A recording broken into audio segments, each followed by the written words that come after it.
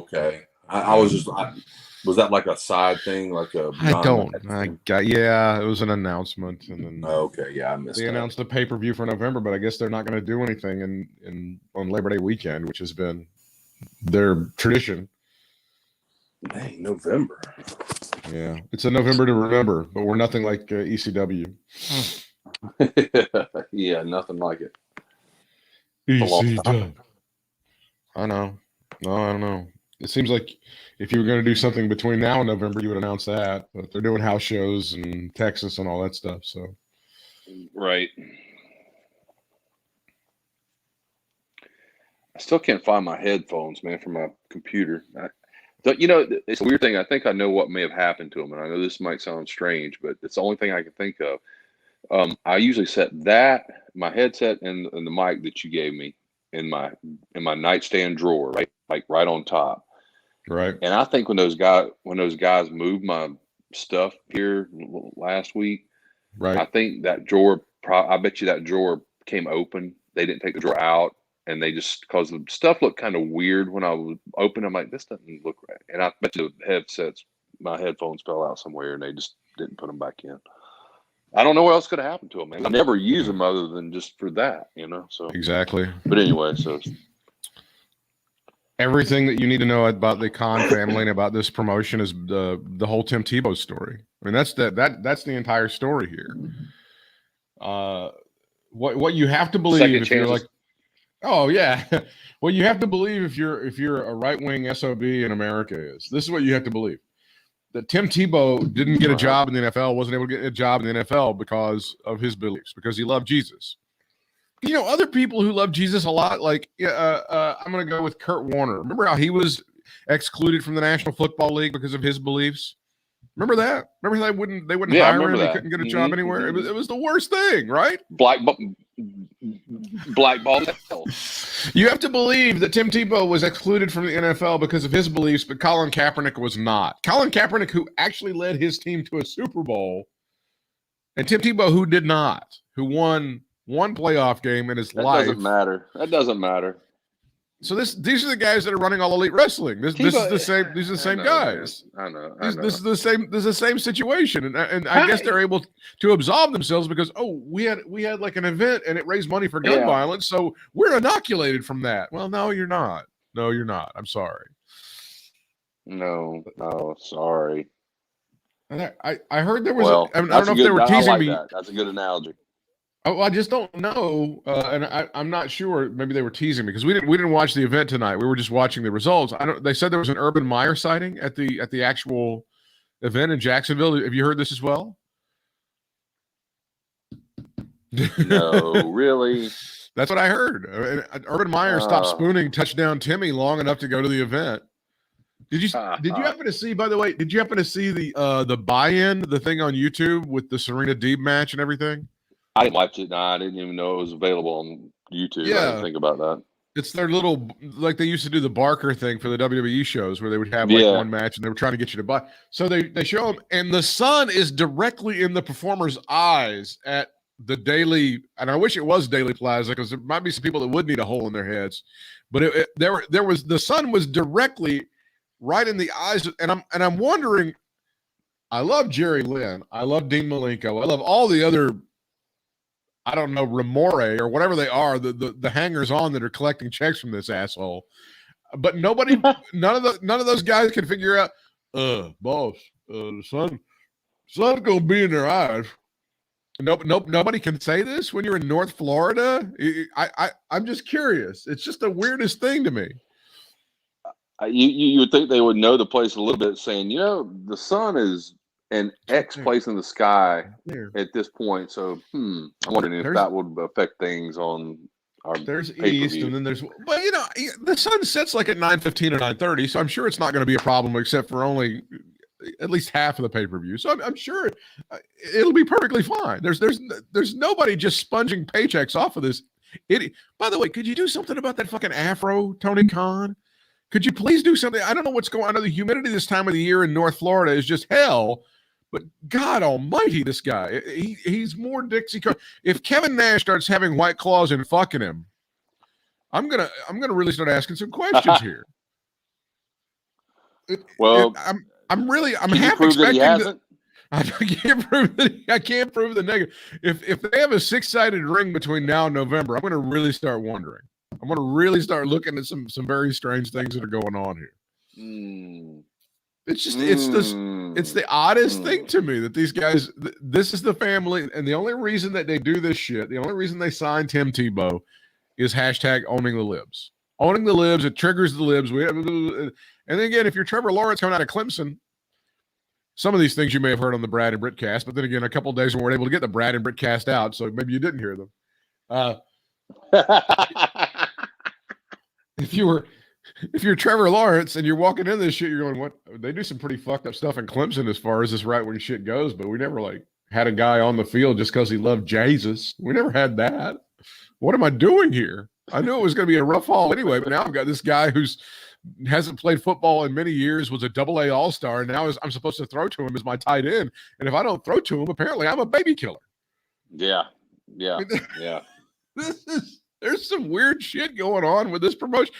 And supposedly the vice presidents, this has been a story for a while, that the vice presidents, the 20 or so that there are at All Elite Wrestling, they're not talking to each other that much. They're not happy with each other for whatever reason. I don't know what it is. Is this a work? What is that all about? Do you know? I don't know, but it's been, and they won't talk about it and stuff when they go to the media availabilities and shit like that. They won't talk about it and stuff. And if it is, then if it's a work, then hopefully it would set up some sort of match like the Young Bucks against Cody Rhodes and somebody or something. But they're not even working in that direction. Well, you know how they like to like pre-start stuff, like right. throw, get stuff started now for this time next year. So just an FYI, we'll look back on this one this time next year to see if we're right. Because if you're working the boys, boy, that's always been a real, that's a way to make money in this business.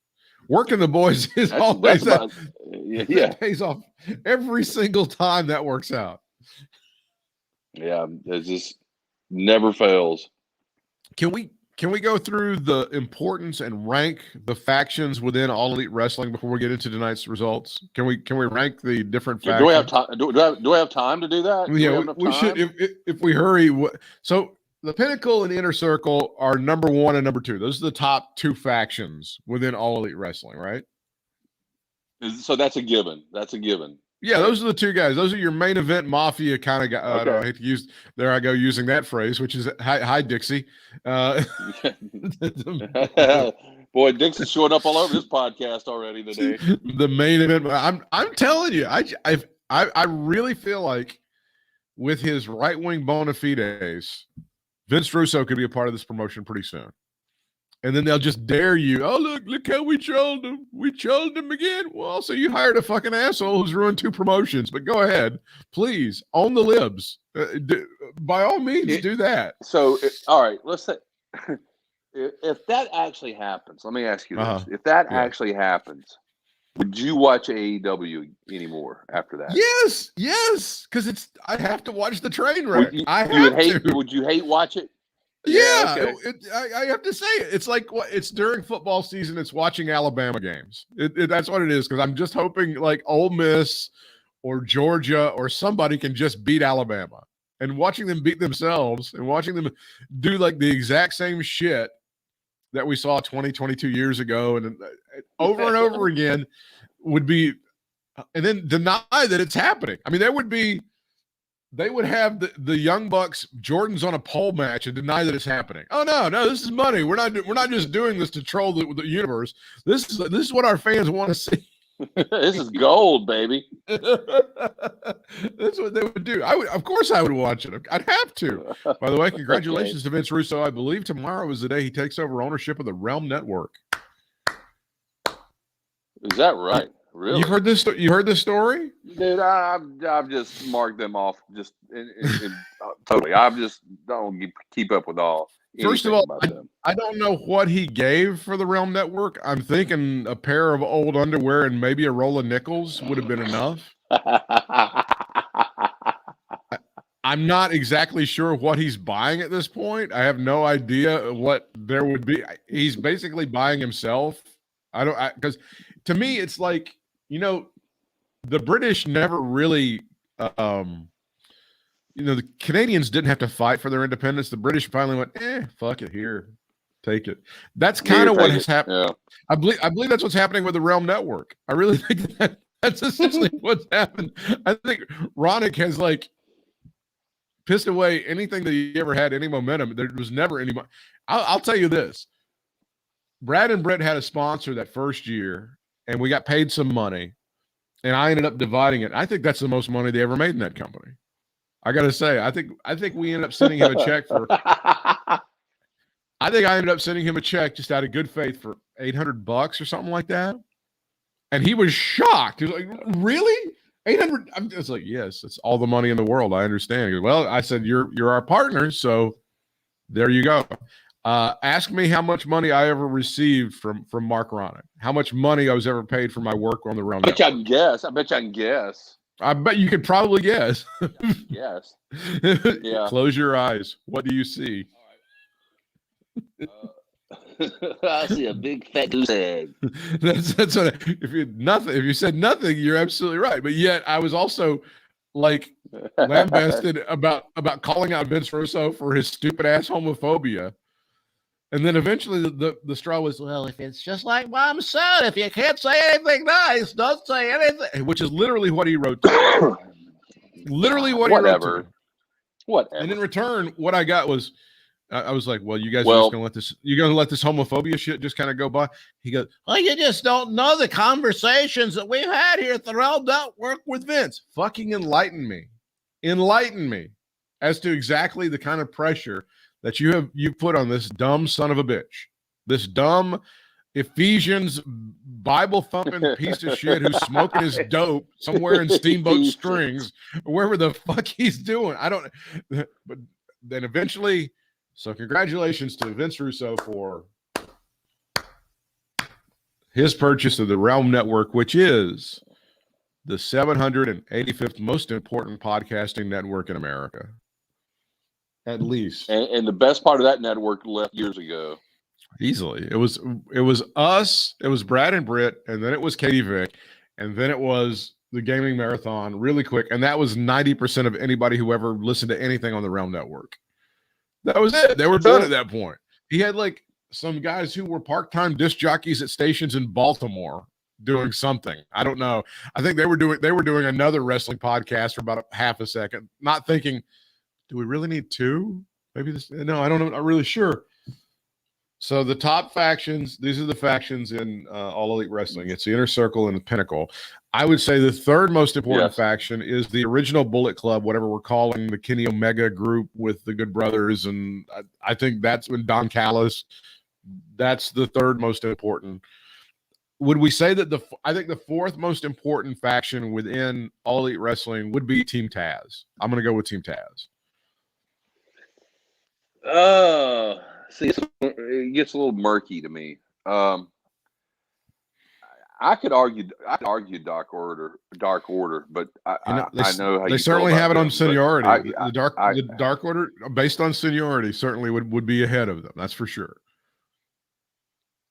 I would go with them and then probably Taz. That's just right. Me though.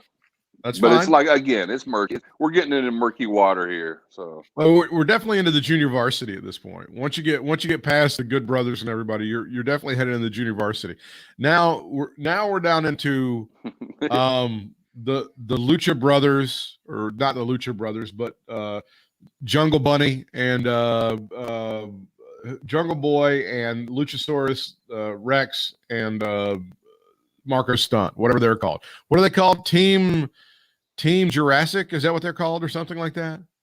The Jurassic Express, Jurassic 3D, Jurassic Express. There you go, Express. That's what they are. That's their faction, and then we've got the Gun Club, which is they've got their little side project over there, right? Right. and that's just Billy Gunn and his boys, right? That's all that. I think that's I think that's the three of them. I think that's the three amigos, the three Ganitos, I believe is what we got over there. The three Ganitos, yes. The three Pistoleros.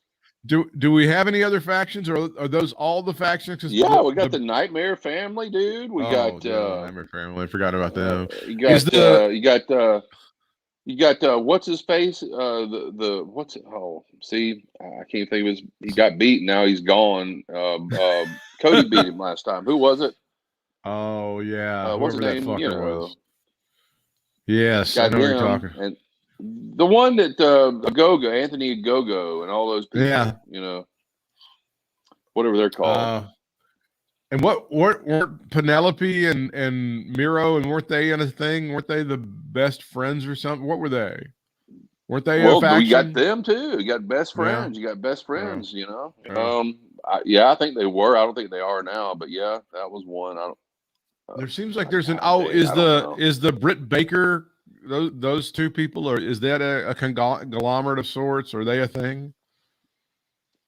I'm going with 3 people or more. When we're going factions, I'm going 3 or more. Is that your Freebird rule? That's my rule. I don't know. that's your Freebird. That's my Freebird rule. Yes. You gotta have at least 3 of them.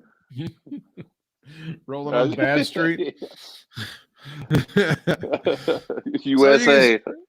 So as we've noted, once you get past the pinochle guys, and once you get past the inner circle, and then who do we say? I still think we're missing one. I still think we're missing a faction. There is a faction in there that's escaping us at present, but I couldn't tell you. Once you get past those 2, and then Team Taz, as we pointed out, is sort of junior varsity, kind of. They're somebody, but they're not somebody at this point. It's right on the line. I think they're right on the line. Yeah, they're right. I mean, that's where it is. That's the cut line. It's hard to say junior varsity with. Yeah, it's hard to say they're. It's hard to say they're junior varsity with Cage and Ricky Starks and I don't know. You got Powerpuff Johnson, whatever his name is. Powerhouse. Powerpuff. Yeah. I mean, he's an amateur, I guess. Not an amateur, but Powerpuff. but he's good. So I don't know. They're probably just above junior varsity, I think. Maybe. Definitely. Yeah. They've got their letter jackets. We're going to let them have it. Yeah. Okay. Thanks. That's good.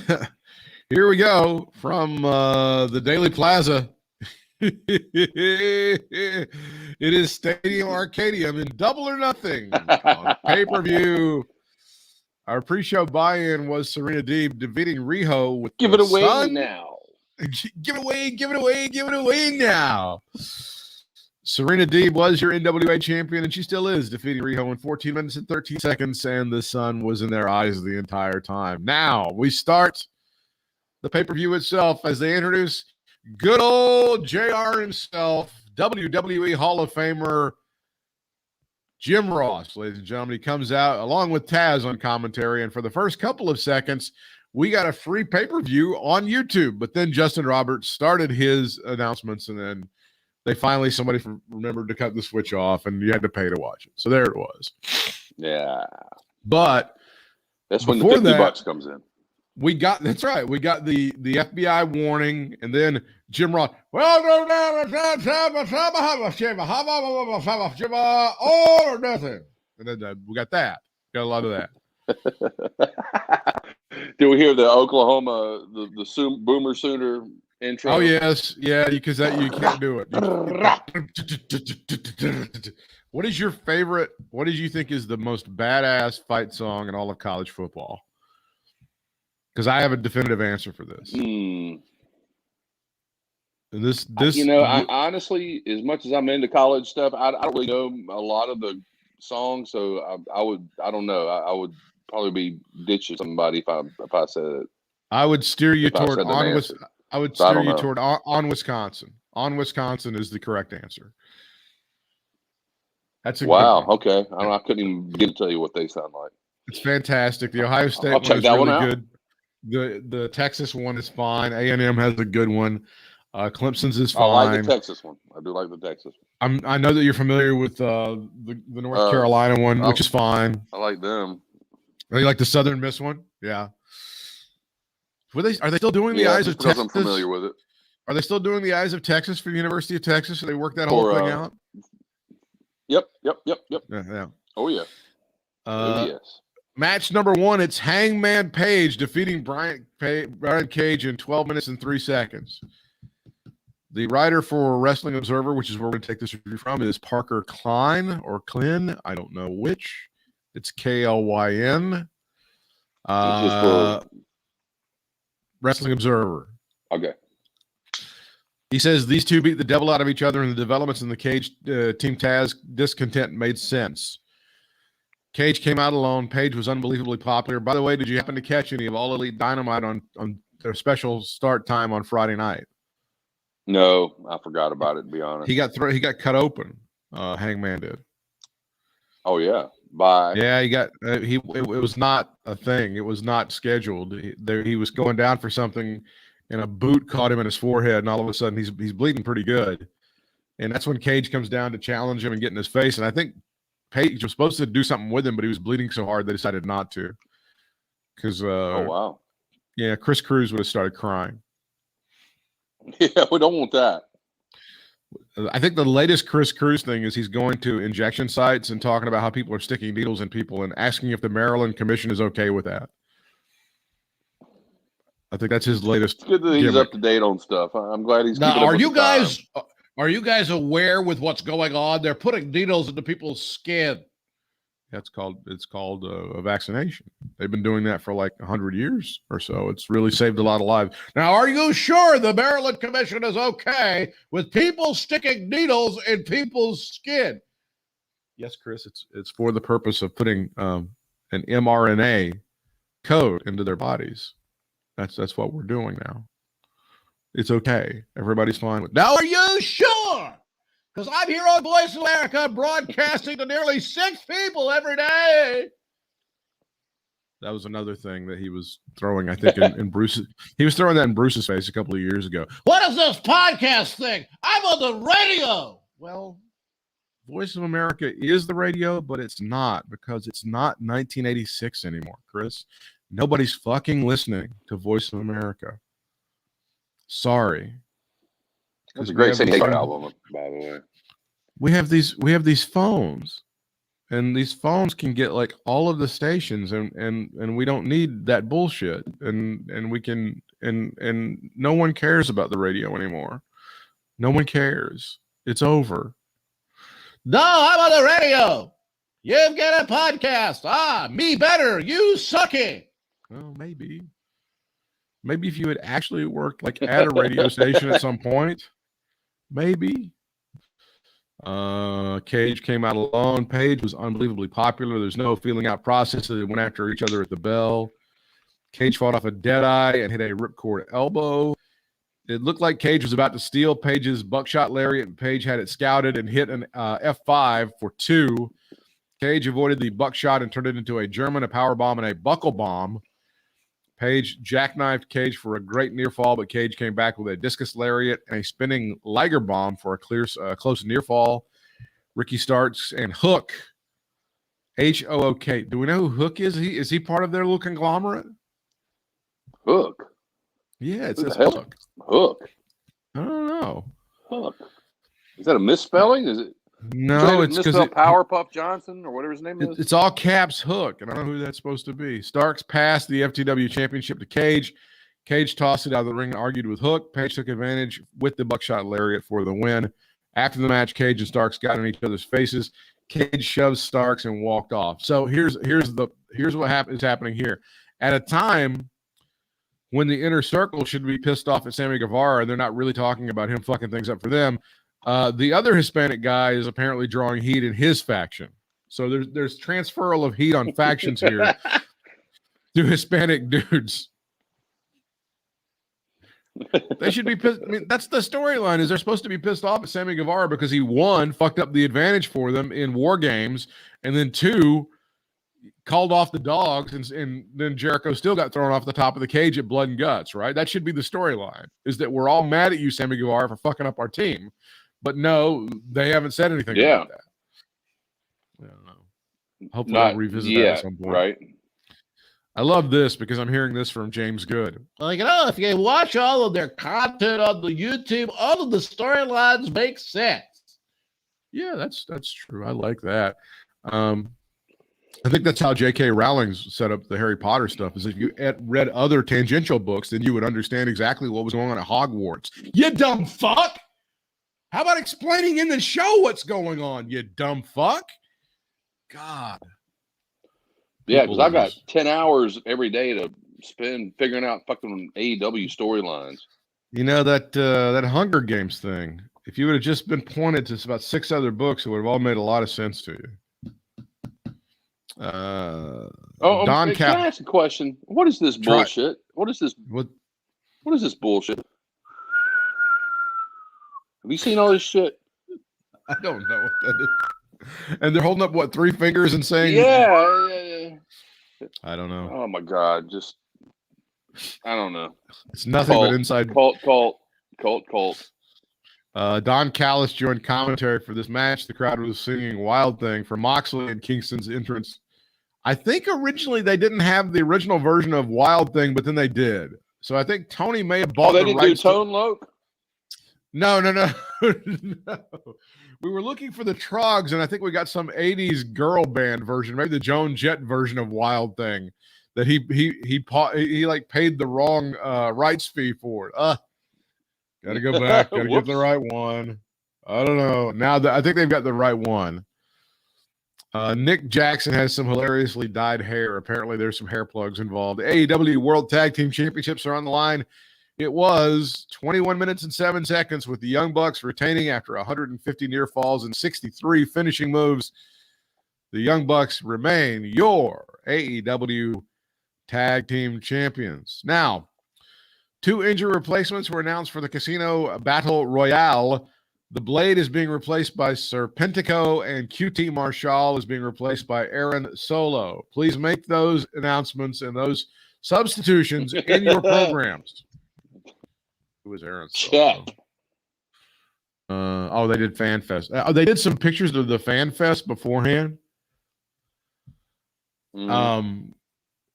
Every one of those AEW guys looks like Conrad. I swear to God, diabetes is running wild in North Florida. I don't know what it is. I don't know if they were serving. There should have been a Metformin dispensary right next to the hot dogs, because every one of these guys was $3 if they were an ounce, and they wear a size quadruple X t-shirt, and they're hanging out with all of their favorite All Elite Wrestling superstars. Oh man, that's what it looks like. That's what I'm thinking. You know, I don't know what to say about that. I hate to say anything bad about Conrad because he's so successful, but even Wilford Brimley's following him around, waiting for the Grim Reaper at any moment. Let's see. I'm looking at what happened at FanFest. They had some live matches. They had some Cody Rhodes, Chris Statlander, Christian Cage, Darby Allin, Bear Country, Red Velvet, Top Flight. These are people who would be signing, including Ricky Starks, the Acclaimed. Is the Acclaimed a faction? No, that's the 2 rapper guys. That's the rapper guy, right? Yeah. It's their version of PG-13, which is fine. I don't mind when they rip off Memphis, but it's not often enough. They're always ripping off like TNA and mostly it's mostly TNA, but it's also a little ECW. A little bit ECW, Those are like the 2 promotions that, and of course, late, 1999 WCW, which is always really a good way to go. Yeah, well, that was a great year. This Aaron Solo guy apparently was signing from 3:30 to 4:30 at Flex Field near Daly's Place. Hey, I missed that. And the Varsity Blondes, who we love, they're fine. Although the Varsity Blondes didn't at all factor into tonight's action. So, hey, let's capitalize on Brian Pillman's dad being on Dark Side. But let's not actually do anything with him. Cool. Yeah, it's been off for 2 weeks now. You're back down on the bottom of the list here, pal. Holy shit. If we could just get your mom to croak, Brian, then maybe we could do something with you. But I'm sorry, as of now, Creative has nothing for you. We'll put you back up again. I mean, I know your mom's been off of the smack for half a second, but if we can get her back on, we might be able to give you the push. As of right now, you just got the one dead parent. I'm sorry, there's just not much we can do with you. We gave you a solid. That's only worth a week. That's only worth. It's a solid week's push. And by the way, our dead dad push here in AEW as we approach Father's Day, you still did the honors like twice. So I don't know how great it was, but you got some of your shit in, so kudos.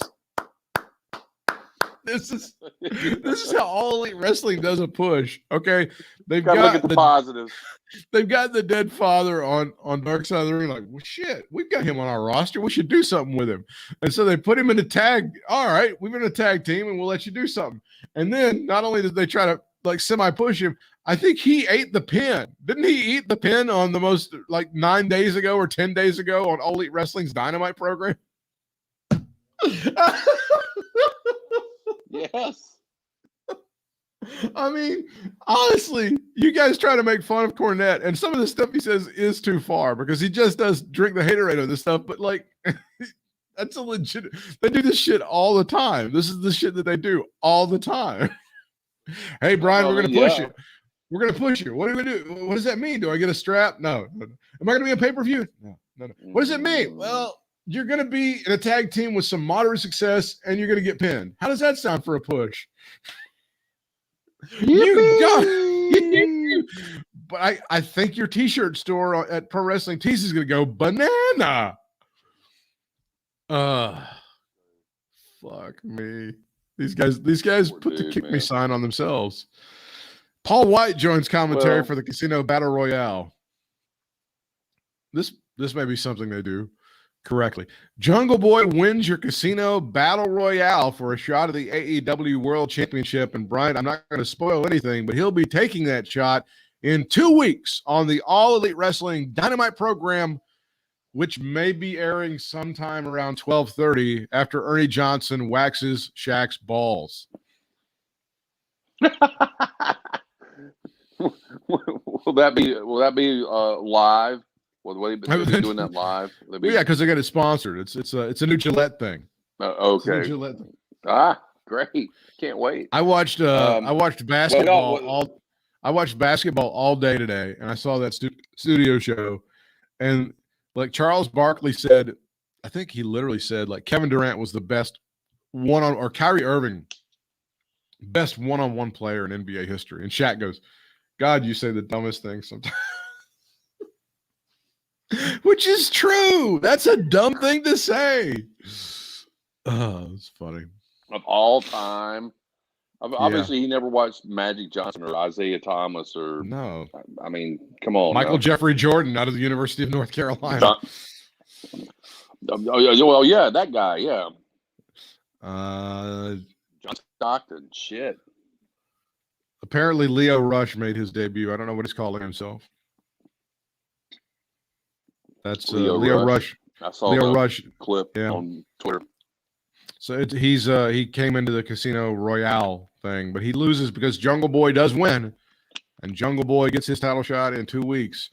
Christian and Jungle Boy were the final two. Christian. Well, we know Jungle Boy's going to lose if they're going to have if they're going to have that on Dynamite. You know he's going to lose. Well, when we get to who he's when we get to who he's competing against later on, and we'll do that in a couple minutes. I think you'll say, yeah, that's not really a legitimate match. He's not going to be a threat to this person. Okay. Right. I think that's what you'll say. So you're hitting on all cylinders on this one. Okay. Christian tried to eliminate the Jungle Man who fought him off. So Christian came back with a diving clothesline. Christian avoided the rebound lariat and hit an inverted DDT. Jungle Boy countered the follow-up, nearly eliminated Christian, who was getting booed at this point. They fought on the apron where Christian went for the kill switch. He pushed Jungle Boy into the ring post, but Jungle Boy rotated around and backdropped Christian to the floor for the win. After the match, Luchasaurus and Marco Stunt came out to celebrate. Christian told Jungle Boy to make the most of the opportunity and pumped him up. So I'll give them credit on that one. It sounds like they are using the nearly 50-year-old 75th most important element of the Attitude Era to help put over a talent. Yeah, so that was a little surprising. I'll give him that one. But the thing about it is, as much as I like the fact that Jungle Boy won, it's going to be like the push we were just talking about for Brian Pillman Jr. they're going to like push him for 2 weeks, and he's going to have his match with whoever the champ is, and that'll be that. Yeah, don't you think? That's what it looks like. That's what it looks like. And some of that actually does make sense because if we're using the Ricky Morton comparison with Jungle Boy, which I don't think is that far off, Ricky Morton was somewhat of a legitimate contender when they started doing singles matches with him and Ric Flair, but that's mainly because Ric Flair made him look like $1 million in those matches, and like Ric Flair could make anybody look like they were going to beat him. He could do that, and in fact, they would get pissed off at him sometimes because he would give like the TV jobber guys too much offense. They would say, "What the fuck are you doing?" And he's like, "Shut up! I'm the champion. Eat me." That was exactly how he kind of responded to it. So I don't know. Yeah. Well, I don't know. I don't know. I guess it makes sense, but I just think Jungle Boy is one of those people that if you're going to push, you really need to let it go all the way kind of thing, because I think he'll get some massive support, kind of like Daniel Bryan kind of sort of thing. Well, and now we're getting into the weeds with some Triple H stuff. Is it the belt makes the man or the man makes the belt? That's always been the great debate. And do you think that Jungle Boy would make that title something special, or would the title be the thing that elevates him to another level? All right. I think that it would elevate him to another level, but I think they need to give it more than 2 fucking weeks to build it up. It'd be nice. But I don't know. Maybe this is the trial run for Jungle Boy, and then he has a real run later on or something. I don't know. Again, I'm glad he won that. I'm glad he got the pop that he did and all that. He deserves it and all that good stuff. But in the long run, does it really look like it's going to be worth it if it's just going to be a 2-week run and back to the bottom of the pile you go? Well, if we could get Dark Side of the Ring to do a Luke Perry episode. Well, there you go. Then I think we could really rock and roll. We could really have something going on. We can push it into a 3-week. We can make it into a 3-week push instead of 2. We're gonna give you the push. What does that mean? Do I win the championship? No. Am I gonna win a match? No. But you're gonna get like a ton of offense in against this one guy in a 20-minute match, and he's probably gonna use your finisher against you. So push. Yes. Yes. You're in high cotton, big boy. AEW roster member Sean Dean was as well as members of the military were recognized. A video package played thanking veterans on Memorial Day weekend. And there's where we're borrowing the fake patriotism from Vincent Kennedy McMahon. Goddamn, I love the troops. They're so good. I love the troops so much. Except we'll have to pay taxes to pay them. Fuck them! Fuck that!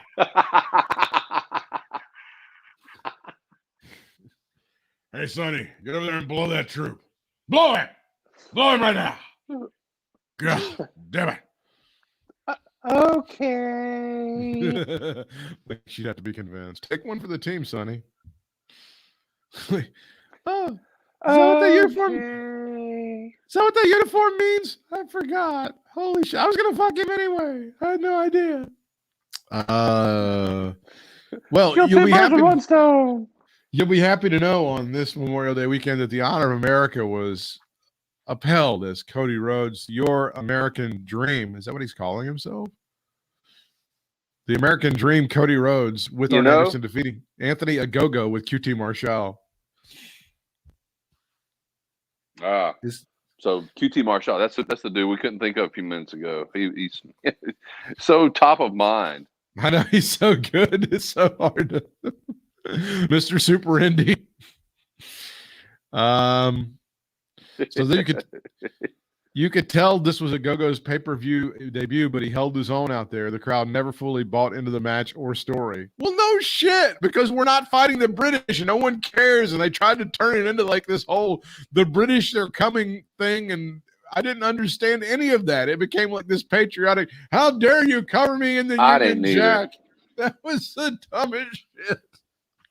And I'll tell you something else, dude. I think that whole, if you're going to do the whole switching over to the American Dream for one match and you're going to waste it on this shit. There we go. I'm going to put over this American Dream thing really hard. How are you going to do that? You're going to like win a championship? No. I'm going to have a match where I vaguely defend American patriotism against a country we haven't been at war with for 200 years. So Well, okay, American. Okay. Well, who's the wrestler? It's going to be British superstar and the face of British wrestling, Anthony Ogogo. Belinda Carlisle? Who? It's not going to be like somebody like really British or anything like that, or somebody who's involved with NXT UK or no. Listen, Anthony Ogogo. Oh, okay. The big daddy of his time. Yeah, okay. That'll work. That's fantastic. Anthony Ogogo. A beaten down Cody surprised Ogogo by going for the crossroads, but Ogogo landed another body shot. He went for the cover. Cody was under the ropes. A shoulder hang neck breaker got 2. Ogogo went for the governor's hammer, but Cody turned it into the vertebreaker. That is your win, and I'm proud to be an American where at least I know I'm free. Video was shown of Miro attacking Jake Roberts during the Sheeta Baker weigh-in yesterday. Roberts did not come out with Archer. I'm going to ask you because I don't know. Who is the babyface and who is the heel in this match? Got me, Chief. I assume that Miro is the heel. Dude, I ask that question about somebody every week. I ask that question about somebody every week. I swear to God. And it's not just this promotion. WWE is like super bad at this too. They have no idea about this. But I think Miro's clearly the heel because he needs to be in a heel position and he's doing heel stuff, and that's great. And he's attacking. But how is on what planet in 2021 is Jake the Snake considered a babyface? Arguably, I don't know. Arguably, as we approach Father's Day, possibly a worse father than Chris Benoit. The crack thing, he stiffed lots of promoters out of a lot of different things. The drinking of the piss, and somehow if you attack him, you're engendering some sort of bad vibes or heel heat, if I may use the Southern wrestling expression. Is that what's happening here? Because for me, I suppose there's a lot of people. Explain the drinking of the piss. I'm not as familiar with this Jake stuff. used to drink his own urine back in Florida. I think he considered it, but I don't know if he was insane or if it was because he was doing it for health reasons. There's some people do it for health reasons. I was going to ask. I was going to ask because I've heard of that. Like when people are like climbing mountains and they get stranded and they drink their own piss for survival. So I didn't know if it was something like that, or if he was just. He may have thought that there was lingering effects of the crack in the piss and wanted to get high all over again, so just drank it and didn't have any money for any more crack. Yeah. No, let's hope not.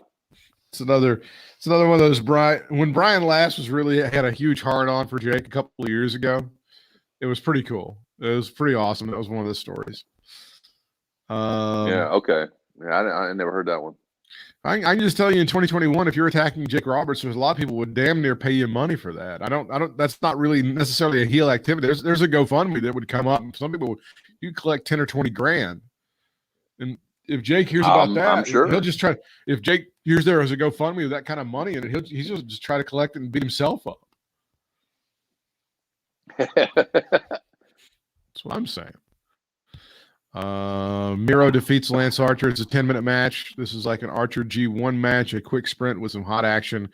So Miro continues to have your TNT championship, which we would assume would expire on December 31st when All Elite Wrestling's Dynamite program goes to TBS.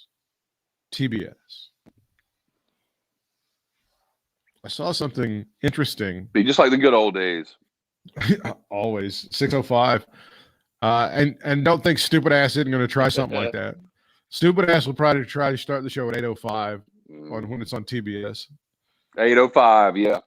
We're gonna mark out 5. Okay, here's what I want to do. I'm gonna go pitch this to the network. We're gonna start the show at 5 minutes past the hour. We're just gonna have like 5 minutes worth of commercials.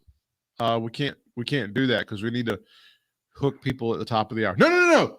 You don't get it. You don't get it. Channel 17, Atlanta, 6:05, Saturday night. Well, TBS 2021, 8 o'clock. In fact, if you could, we'd like for you to start at 7:59. No. You got to have a Gomer Pyle rerun that times out at 5 minutes past the hour. You don't understand. This is very important to me. I'm Tony Khan. All right. I'm just going to get Daddy to write a check. He'll have to sell like 5 more bumpers, but I'm going to get Daddy to write a check, buy your stupid ass little network. We're going to go at 5 minutes past the hour, and it's going to be down. It's going to be a TBS original show, down to earth, ending right at 8:05, and then we come on the air because that's the way the Lord intended it. He's going to sell. Tebow's going to sell all those jerseys and make him all that money. So that's where the money will come from. Fucking Tebow. You know how many babies are going to be saved from the sale of those jerseys? You know how many babies? God, oh man. That's the Tim. All sales from the Tim Tebow jersey will go to locking down women's ovaries. Oh, I'll take 2.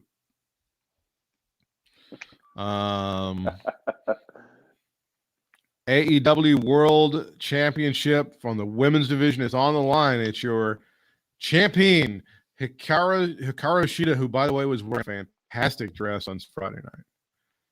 Oh my Lord. She had this full length. I did see a picture. Number. Oh man, she looked tremendous. And then she on Sunday at that appearance, she eats the tag. Your new champion is Dr. Shit Taker BM Me. 18 minutes and 18 seconds. Dr. Shit Taker is your champion. Don't call her that. Because that's how she rolls. After the match, Schiavone entered the ring to join Baker's celebration. Tony Schiavone saved the career of Dr. Shit Taker. Before the match, a video played of Sting and Darby Allin driving in a convertible. Sting said, "It's showtime. This is Sting's first live match in 6 years." And just to make Sting feel at home, they brought a drugged-out Jeff Hardy into the ring to stumble around the ring and not do anything for a couple of minutes. The good old days. That didn't happen. Darby Allin and Sting defeating Scorpio Sky and Ethan Page. Now, here's a rare moment in AEW history where the baby faces actually get their revenge and they go over in a pay-per-view. Because Cornette has been saying they've got it completely backwards in an AEW land. Really? What happens is the heels end up getting their comeuppance in big matches. Well, they haven't wrestled these guys before, have they? No, but they've been getting beat up by them all the time. Okay. Yeah. And, Darby took that big, huge bump down the stairs. So that's the other thing in All Elite Wrestling is if you're a babyface and you win a match, prepared to get your ass kicked because that's going to happen in the post game. Well, I don't know. It just seems like that if they're going to push, Paige and Scorpio Sky like they seem like they're doing, that they would have actually taken the win tonight. But I see what you're saying about them, Darby and Sting getting shit kicked out of them in non-match situations leading into this. So I guess that does make sense. We can't really push Scorpio Sky and his comrade there because there's no dead father. So we have to work on that. If one of you could get rid of your dad, but we could maybe give you guys a push. And by giving you a push, we mean, losing, but you're getting a lot of offense in. Yeah. Well, whatever it takes. Don Callis joined for commentary. It is your AEW World Champion Kenny Omega defending in a 3-way dance, which is not at all a ripoff of Extreme Championship Wrestling. And don't forget, AEW's next pay-per-view is November to Remember on November the 6th. Orange Cassidy and That's Pac hard to believe. Kenny Omega. That was what the announcement was. I'm very shocked that but maybe I don't think you would announce one for November and then come back next month and go, before that, we're going to do one in September. I think you would go, our next time on pay-per-view is blah, blah. That would make sense. But don't forget, Kenny Omega will probably be on about 6 TNA pay-per-views that no one will see between now and November. So that's a positive. But that doesn't matter. No. Kenny Omega defeated Orange Cassidy and Pac. This was an unbelievable for 90% of its duration, they're saying. So Kenny Omega does win. Callis at the end cursed and left the commentary table. Orange hit the beach break on Pac, but Callis pulled the official out of the ring, which, by the way, never gets old. Never, ever gets old. No, ever.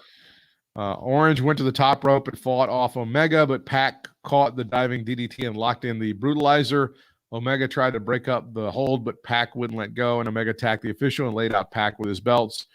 Orange popped up and took out Omega with an orange punch. Aubrey Edwards ran out to count the pin, but Omega kicked out at 2, locked on a crucifix pin for the win at 3, and retains the championship. Here's the announcement. AEW Full Gear, Saturday, November the 6th, in the wrestling hotbed of St. Louis, Missouri. Yes, that's right. Here in 1980, there's not a bigger wrestling city in America than St. Louis, Missouri. Tell that to the Whartons. Sam Mushnick welcomes you to St. Louis, and one of the better payoffs you'll ever have. Yeah. Tony Schiavone. But talking about the championship match there, the 3-way dance. Honestly, dude, I was never really convinced about that one. I never had any doubts in my mind that anybody but Kenny Omega would walk out of there champion. I mean, I'm sorry. Well, they tried to, I think they tried to particularly sell the credibility of Pac, and then they put Orange Cassidy over enough to make you think it was kind of a thing. But I think you're right. I think it was always going to be Omega time. Yeah, I don't know. It just was convincing to me. Tony Schiavone introduced Mark Henry as the newest analyst for AEW Rampage, the company's new TNT show. And as you know, Mark Henry, one of the better color commentators in all of wrestling. Here is... How do you know? Have you heard him? No, nobody knows. I've never heard him. I've seen him pick up a Hyundai, but I've never heard him call a match, and I don't think it's going to be all that great, but that's just me.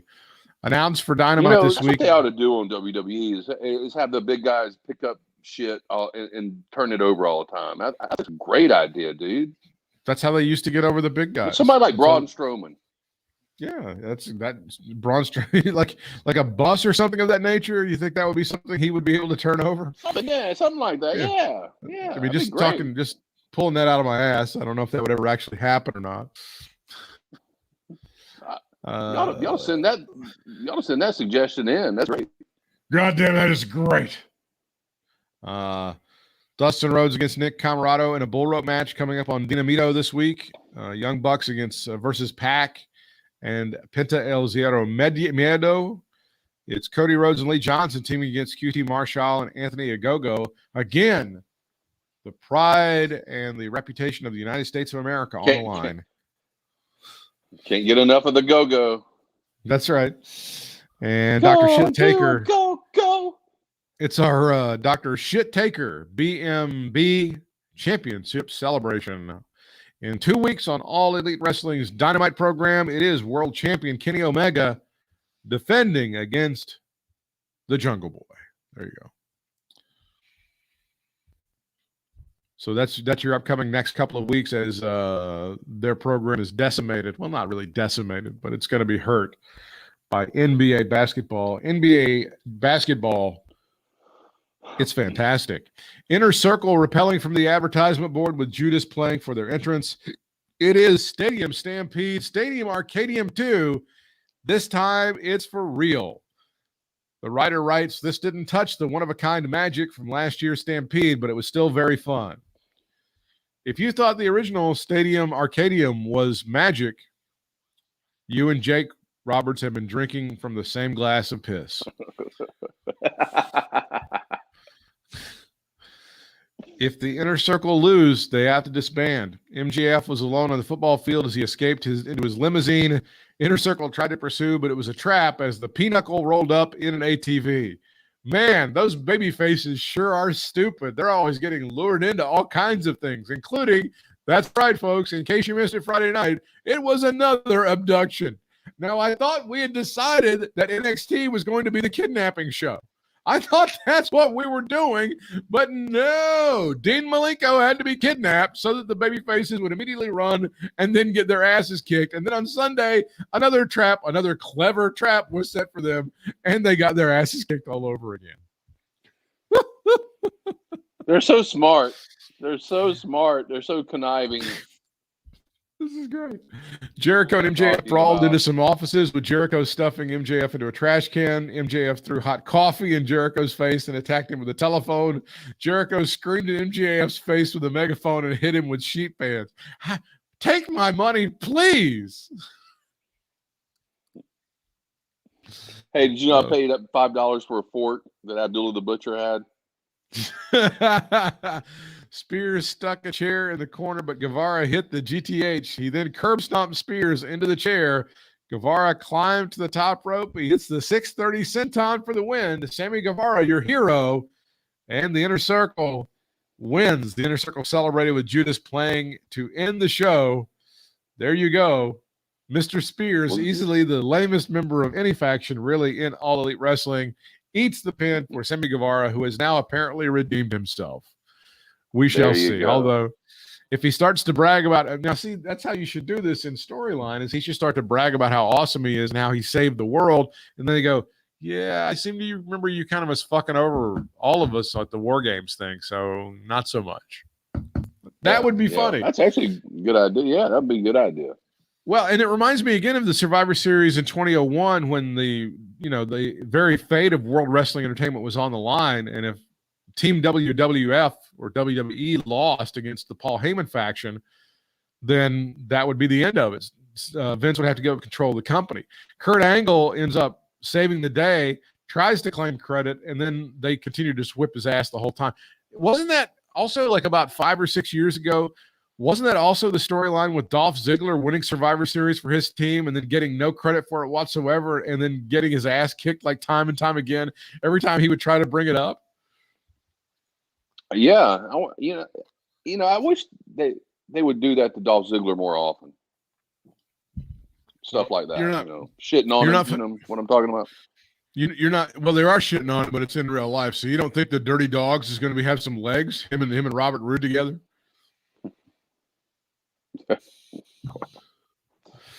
I don't know.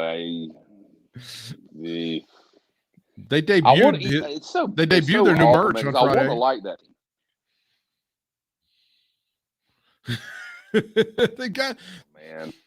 They got new merch. That was horrible. They did, but it was horrible. How is if you're a fan of WWE and I'm a fan of Dolph Ziggler, how do you sell me on the idea that no, he and Robert Roode together way better than him and John Morrison as a tag team? Way better. How do you do that? If this was about 10 years ago, I could make that argument, but can't do it now, dude. No, there's no way. So that was the All Elite Wrestling pay-per-view. And that's just it. I want to like those guys. I want to like that team. But no bueno. All right, this is what they're doing. Let me see what we got. On the same night, they announced All Out is returning to Chicago. So apparently they are doing something with All Out. Maybe that's Labor Day weekend. AEW officially announced that Full Gear is heading to St. Louis, Missouri, Saturday, November the 6th. No venue or ticket information was announced. AEW is running a rescheduled date that Friday at the Chaffetz Arena. Will feature a live Rampage show at 10 o'clock Eastern on Turner Network Television. The date and the location were leaked earlier this month. Last year, Full Gear was held at Daly's Place in Jacksonville, headlined by then world champion Jon Moxley versus Eddie Kingston in an I Quit match. The first one was held in Baltimore at Maryland's Royal Farms Arena, which is a real piece of shit. Headlined by Moxley versus Kenny Omega in a lights out match. That was the one where people bled and Chris Cruz got his feelings hurt. Oh, yes. Here we go. All Elite Wrestling announcing earlier in the night that All Out will be on Chicago. It's be September the 5th in Chicago. No venue or ticket information has been announced. So I believe this is going to be their WrestleMania. It will be September the 5th. September the 5th is a Sunday, the night before Labor Day in Chicago, Illinois. Yeah, I don't know. I hope they work it out right to where that's a great pay-per-view, because it seems like they've kind of, I don't know, what's left for them to do for that pay-per-view. Not much. I know there's a lot of different ways they can go, but I don't know. I guess it's too much really to think about at this point. They can go so many different ways, but I hope it's good. I don't know. I am glad that we didn't pay for this pay-per-view tonight, though. It seemed okay, but I'm glad we, didn't fork over the money for it. It looked like there were a couple of good things on there, but I'm happy that, I'm happy to save my ducats until September or whatever. Yeah. See how that one looks. So I know you haven't had time to do your homework assignment. Your homework assignment is to go to Pluto TV and on demand watch the Japanese anime series Tiger Mask W. Yes, and I was going to when you told me that, and I forgot about it till you just said that, and I'm like, God damn, I forgot all about it. But I will do that. I promise I'll do that. So the plot of the one that I watched, just if nothing else, because I love Pluto. I'll watch anything on Pluto. Exactly, Pluto's fantastic. Especially, I'm watching the cooking shows like nonstop on Pluto right now. All of the cooking shows over there. They've got all the great, man. It's is whatever you need. They've got a channel that's nothing but America's Test Kitchen and Cook's Country, so it's like on all the time. And I'm like, well, I'm going to do like a roast chicken thing, I think, for Memorial Day for the GF and I. So yeah, Tiger Mask W. The episode that I saw is called. It has the word "softy" in the title of it, and Tiger Mask and his crew are going throughout London, trying to find these confections, these sweets that this guy has been blogging about. I think one of his boys has a food blog, and they're trying to find, and everywhere they go, some foreigners have been there and they bought out the delicious sweets, and it's pissing them off. They go to 3 or 4 different places, and they finally show up. Oh my God, there's the Bullet Club. There's Kenny Omega. There's Bad Luck Fale. There's Tamatanga, and they have been buying up all the sweets, trying to demoralize the Tiger Mask crew. But we get to the matches that night, and the prize, believe it or not, for winning the match against the Bullet Club will be some delicious sweets. So the Tiger Mask team is fully motivated to win the match, and then afterwards they celebrate with a bunch of sweet confections. So you just spoiled it for me. Yeah, I'm telling you, you'll still get the same amount of enjoyment. And the Japanese anime depiction of Kenny Omega, which I'm sure he whacks off to on a regular basis, is really, really pretty good. Is it under the Japanese anime? It is. That's the category. Genre on here. It is. Okay. And there's. Yeah, I figured it would be. I think they ran 2 seasons, 2016 and 2017, and the episodes I've seen so far are just amazingly wonderful. All Japanese, of course, with the subtitles, and they've got the histrionic Japanese anime commentary, and it's really kind of funny. Yeah. Okay. How'd you come across that? You just searching stuff or what? I think I was just watching the anime or anything. No, I think I was watching the Pro Wrestling Channel on Pluto, which has a lot of women's stuff and indie stuff. Oh yeah. And like at 2:00 in the morning, they rolled into, hey, here's Tiger Mask W, and I'm like, okay, I love Tiger Mask. Oh wow. I think okay. The whole Tiger Mask legend to me is fascinating, and all of the things that he would, and there it is, and it turned out to be so goofy and so entertaining that I just had to share it with you. Yeah, it's so off the wall, man. That's great. I'm looking for it right now. Any final thoughts on another award-winning episode of Katie Vick is Alive? Nah. I had something in mind right before we came on, but we got talking about this great pay-per-view, and I completely forgot what it was. Well, there you are. Imagine that. Bryant can be followed on Twitter and Instagram. Bry Sports, BRY Sports. Go ahead and give him a follow. On TikTok, he's Stanley Jackson 23. Our show Twitter is at Katie Vick Alive. We would love a follow from you guys. Happy birthday to Travis Bryant. How about Travis Bryant with that birthday, huh? Yeah. How about Trav? Big Trav turning, how old is he now? 25, 26? 25 again. Ah. Good for him. I don't want to brag. I don't want to boast, but I like hot butter on breakfast toast. I sent him Breakfast $3 on the old Cash App today. You, man. He can leave a tip $3. tonight. There you go. What else? Oh, yes. I am on Instagram at BDub4Reels, BDUB, number 4, REELZ. I'm on Twitter at Britt Whitmire. If you want to support what we do, shop at our Amazon store, which is KDVic.com. That is KDVic.com.